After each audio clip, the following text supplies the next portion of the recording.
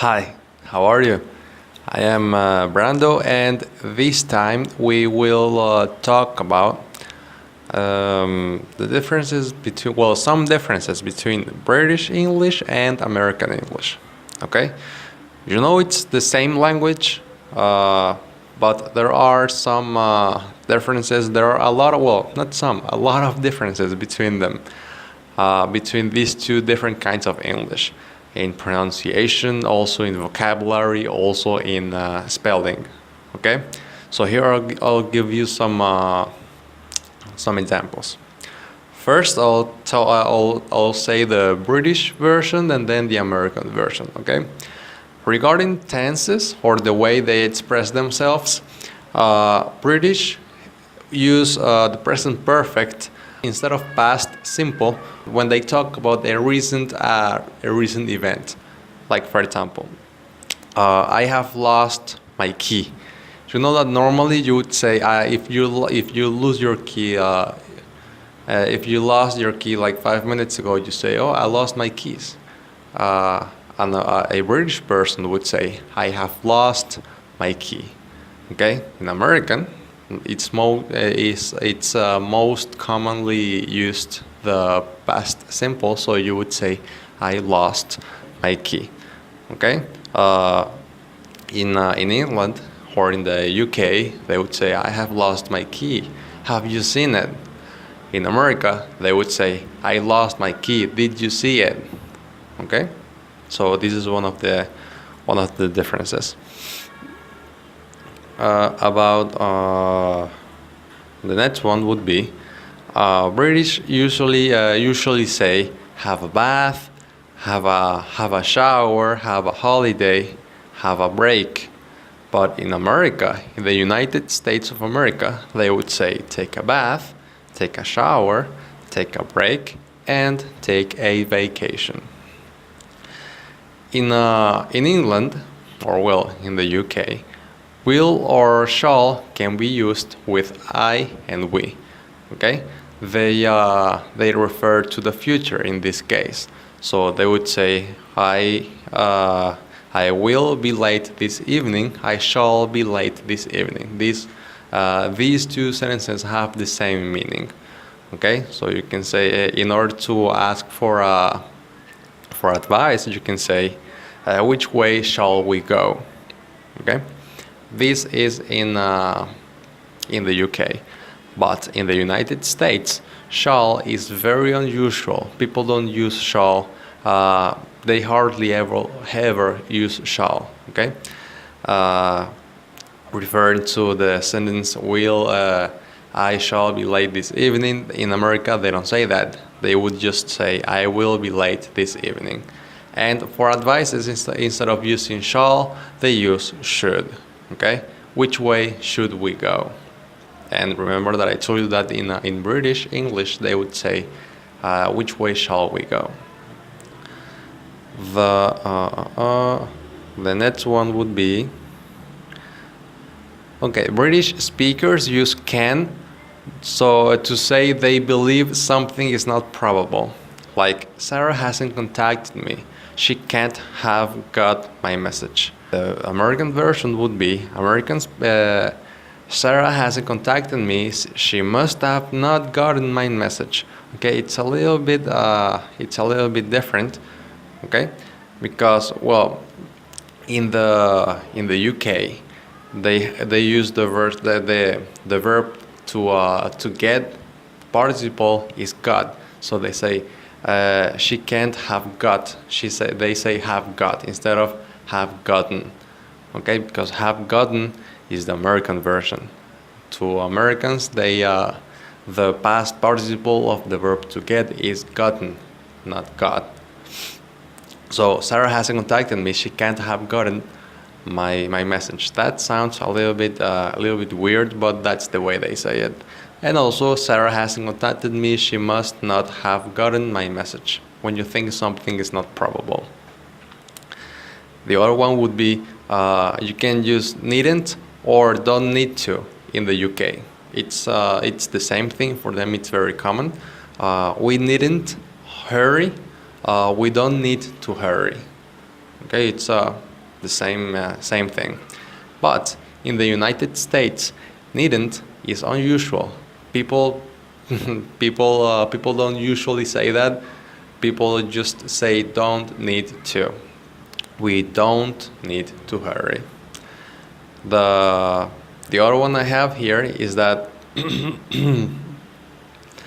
when British speakers generally use have you or isn't she. Okay? For example, Lisa isn't very well tonight. Isn't she? What's wrong with her? Okay? Or my dad is sick. Is he? What's wrong with him? Okay?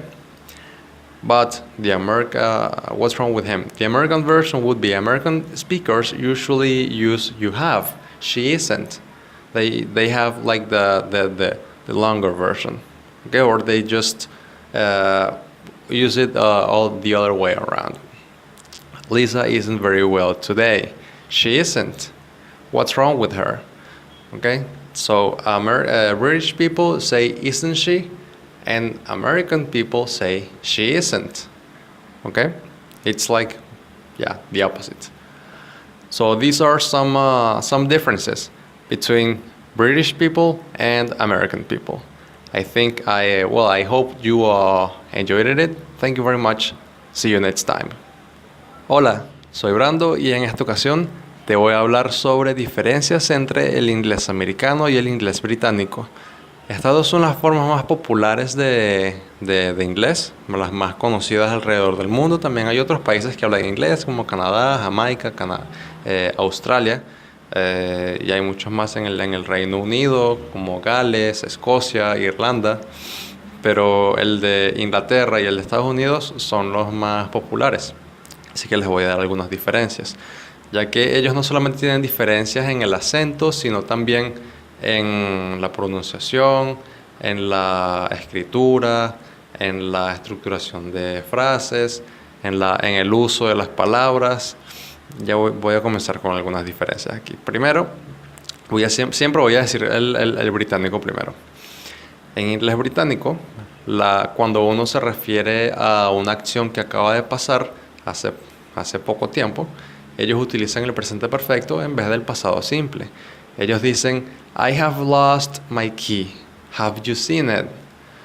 Sería como decir, he perdido mis llaves, las has visto.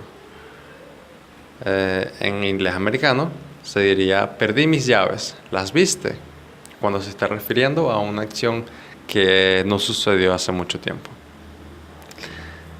Otra diferencia sería que los británicos dicen have a bath, have a shower, have a holiday, have a break, que sería como tener una ducha, tener unas